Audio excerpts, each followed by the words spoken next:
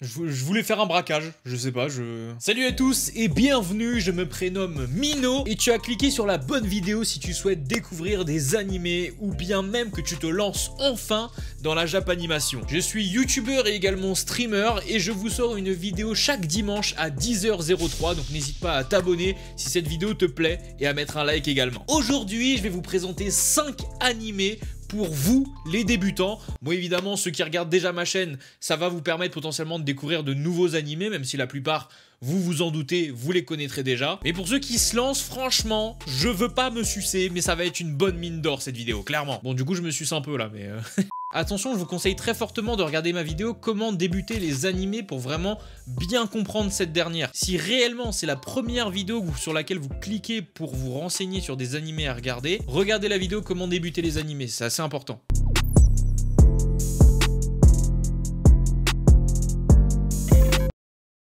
Hunter x Hunter ou Hunter x Hunter. Dans cet animé, on suit l'histoire de Gonfrix, un jeune garçon abandonné par son père dans sa jeunesse qui est parti devenir Hunter. Les Hunters sont un peu l'élite du monde de cette œuvre. Chaque personne qui arrive à le devenir via un test se voit octroyer des droits beaucoup plus importants qu'un simple citoyen, comme notamment le droit de tuer. Nous allons donc suivre Gon dans une aventure sans nom pour devenir justement Hunter et retrouver son père. L'animé, je trouve qu'il est assez recommandable parce qu'il permet de chasser les a priori de la Japanimation et des animés même en général, qui est toujours le cliché de ouais c'est pour les enfants, ouais c'est pour les gosses, c'est des films d'animation à la Disney. Alors déjà de 1, petite parenthèse, les films Disney avec une double lecture, tu te rends compte que c'est très vite pas forcément pour enfants. Mais surtout avec Hunter x Hunter, plus on avance dans l'histoire et plus ça prend de l'ampleur et de la noirceur. Tu vas te rendre compte que ce petit enfant à la tête verte est pas si pur que ça au final. Ainsi que les aventuriers qui les accompagneront, mais ça tu le sauras que si tu regardes l'animé. Par contre faites attention à Hunter x Hunter car il est long à démarrer. Il va peut-être vous falloir 2-3 animés que vous ayez vus avant pour avoir la patience de regarder peut-être une vingtaine, trentaine d'épisodes avant que ça commence réellement, on va dire.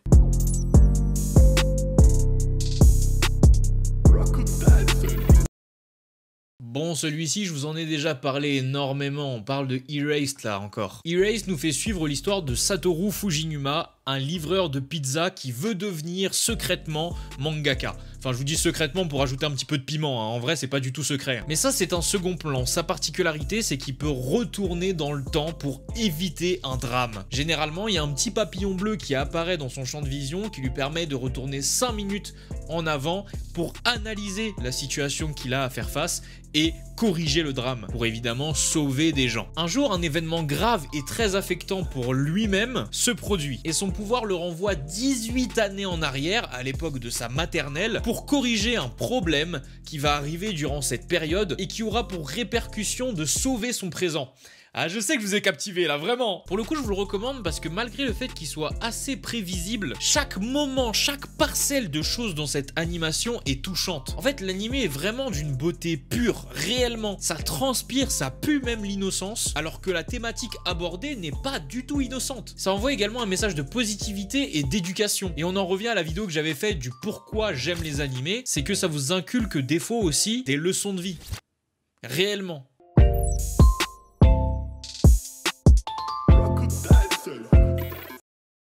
Ahiru no Sora, oh là là. Dans cette œuvre, on suit l'histoire de Sora Kurumatani. Il est basketteur, mais il est très petit. Malgré sa petite taille, grâce à sa vitesse, il arrive à faire mouche sur un terrain de basket. Cette passion pour ce sport lui vient de sa mère, à qui il a promis de participer au tournoi interlycée. Mais...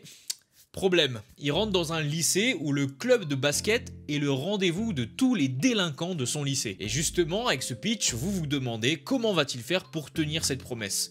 C'est là tout l'enjeu de l'animé. Personnellement, j'adore les animés de sport et du coup, je m'attendais à une trame scénaristique plutôt classique, avec l'avancement des matchs, les entraînements, pourquoi pas un peu de school life où on suit leur examen, etc. Mais c'est tout. De ce fait, si c'était uniquement ça, je vous l'aurais pas forcément recommandé en tant que débutant, parce que là, ça aurait dépendu de est-ce que vous aimez le basket ou non, au final. Mais comme Hunter x Hunter, plus on avance dans l'histoire et plus on se rend compte que ça tourne pas forcément que autour du basket. L'histoire devient un peu plus profonde, plus réfléchie réfléchi et également plus sombre. En plus de ça, les valeurs sportives inculquées dans cet animé sont dans l'esprit shonen. Alors ceux qui ne savent pas ce que c'est que l'esprit shonen, c'est toujours l'esprit du dépassement de soi, l'exagération en soi. Mais je trouve que ces valeurs, malgré cet esprit shonen, est bien amené et également bien dosé. Mais comme Hunter x Hunter, il va falloir faire attention, dans Ahiru no Sora, le deep commence pas tout de suite. Mais à la différence de justement Hunter x Hunter, vous pourrez du coup suivre la progression des joueurs via le sport du basket tout simplement, et l'inculcation des diverses valeurs qui sont présentes dans ce sport.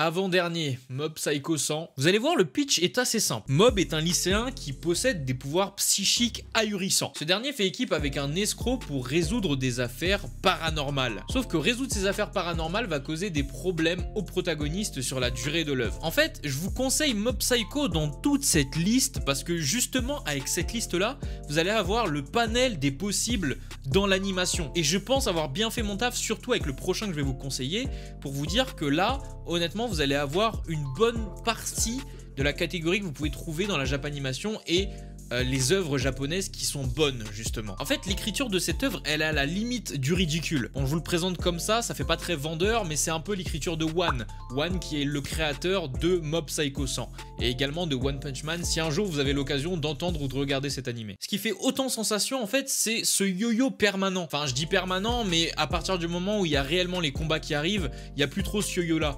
Mais il y a quand même un yo-yo où tu as l'impression de pencher entre shonen, donc une œuvre destinée aux adolescents masculins, et seinen, une œuvre destinée plutôt aux adultes. Car le protagoniste se met très souvent en question sur la raison de son existence. Il n'arrive pas très bien à comprendre qu'est-ce qu'il fait dans le monde, pourquoi il a ces pouvoirs-là, et est-ce que réellement ce qu'il est en train de faire avec cet escroc lui apporte des réponses.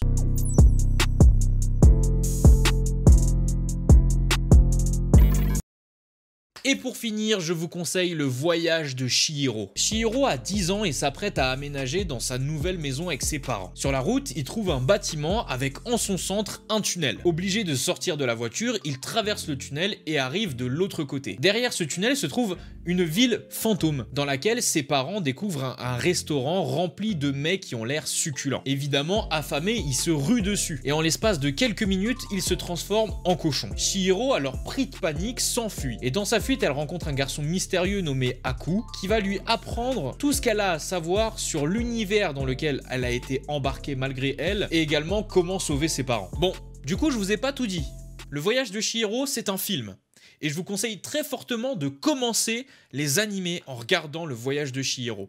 Réellement. Bon, soyez pas relous, hein, ceux qui connaissent vraiment les animés, c'est un film d'animation, mais ça se prête quand même à un animé, enfin c'est bon quoi. En fait, je vous conseille vraiment de regarder cette œuvre plus que toutes les autres, parce que ça va clairement vous permettre de pouvoir exploiter tous les champs possibles créatifs d'un animé en fait, tu vois ce que je veux dire. En plus de ça, ce qui est assez incroyable avec les œuvres de Miyazaki, qui est donc l'auteur du voyage de Chihiro et qui a fait énormément de films d'animation japonais incroyables, c'est que tu te rends compte également de la beauté de l'animation japonaise via ses œuvres et à quel moment ça a un réel intérêt d'animer de cette façon. Ce qui est cool également avec les œuvres de Miyazaki, c'est que ça va vous permettre de vous rendre compte que ce n'est pas si loin que ce que vous connaissez déjà des films d'animation par exemple de chez Disney. Pour moi ça n'a rien à voir et Miyazaki est bien au-dessus des Disney, mais vraiment c'est des choses qui sont similaires et vous pouvez vous y retrouver là-dedans également.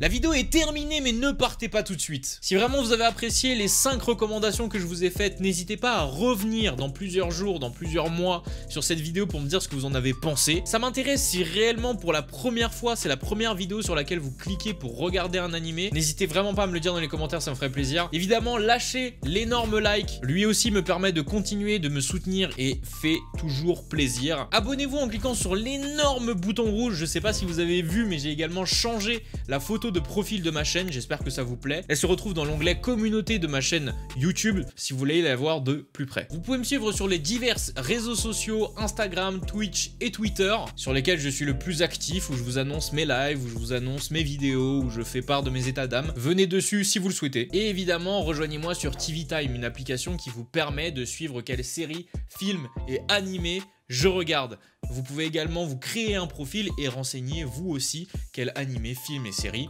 vous regardez. C'était Minotaku, on se donne rendez-vous dimanche prochain à 10h03 comme je vous ai dit au début, chaque dimanche à 10h03 je sors une vidéo. C'était Mino, j'avais plus de souffle, Jana.